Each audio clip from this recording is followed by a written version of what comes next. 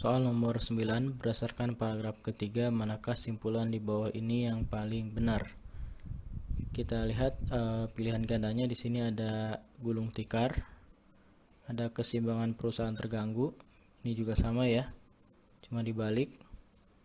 Nah, ini juga sama, keuangan perusahaan tidak terganggu, gulung tikar. Berarti kita cari dua pernyataan di teks pada paragraf ketiga ini yang berkaitan dengan gulung tikar atau keseimbangan keuangan perusahaan terganggu. Kita tadi sudah baca sampai ke sini ya. Tadi ini sudah kita gunakan di soal nomor 8. Hal ini menyebabkan keseimbangan keuangan perusahaan terganggu. Nah, ini jika ya. Jika keseimbangan keuangan perusahaan terganggu, dana yang ada habis sebelum bisnis tersebut berkembang atau balik modal. Ini kita ambil satu pernyataan, kemudian di sini selanjutnya dana yang habis sebelum bisnis tersebut berkembang atau balik modal menyebabkan bisnis yang dijalankan dapat gulung tikar. Tadi kan di soal banyak kata-kata gulung tikar ya. Ini kita ambil sebagai pernyataan kedua. Di pernyataan pertama ini, jika keseimbangan keuangan perusahaan terganggu, ini P-nya, maka dana yang ada habis sebelum berkembang atau cuma balik modal.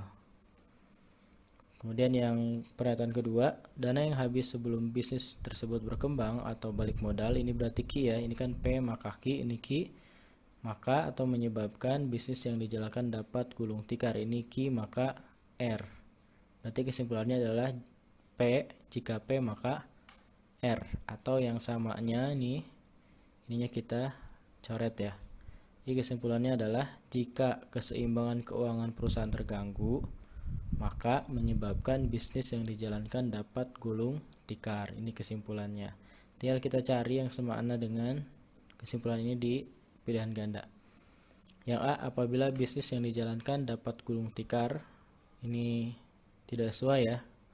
Yang B, keseimbangan keuangan perusahaan tidak terganggu, ini juga tidak sesuai. Di sini kan terganggu ya. Yang C-nya, apabila keseimbangan keuangan perusahaan tidak terganggu, juga salah. Dan yang D, bisnis yang dijalankan tidak gulung tikar, ini juga salah ya. Yang E-nya, apabila dana yang ada habis sebelum bisnis tersebut berkembang, ini salah karena ini justru tadi yang dicoret ya.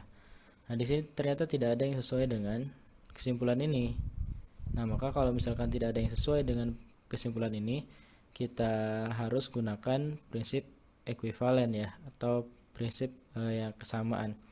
Jadi jika P maka Q itu setara atau sama atau ekuivalen dengan negasi Q, maka negasi P.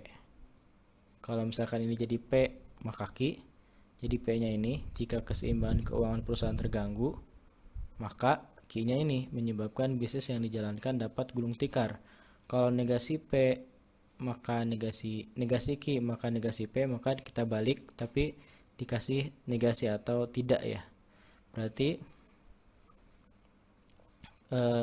ekuivalen dengan bisnis yang dijalankan tidak gulung tikar, maka keseimbangan keuangan perusahaan tidak terganggu. Ini kan tadi terganggu jadi tidak terganggu. Maka kalau sudah kita balik ini, kita bisa cari, kita lihat ya. Apabila bisnis yang dijalankan dapat gulung tikar, salah, harusnya tidak gulung tikar ya. Yang B-nya, keseimbangan keuangan perusahaan tidak terganggu apabila bisnis yang dijalankan tidak gulung tikar. Tadi ini gulung tikar ya. Tidak gulung tikar, ini tidak gulung tikar, kemudian ini juga tidak terganggu. Tapi ini kenapa posisinya ada di belakang? Ini harusnya posisinya kan tadi min Q dulu ya. Si Q dulu kan. Tapi ini benar jawaban yang ini karena apabila bisa kita balik ke sini ya. Jadi jika atau apabila bisnis yang dijalankan tidak gulung tikar, maka keseimbangan keuangan perusahaan tidak terganggu. Jadi boleh juga dibalik ya urutannya nih, tidak jadi masalah. Yang penting negasi Q, negasi P-nya itu sama. Jadi jawabannya adalah yang B.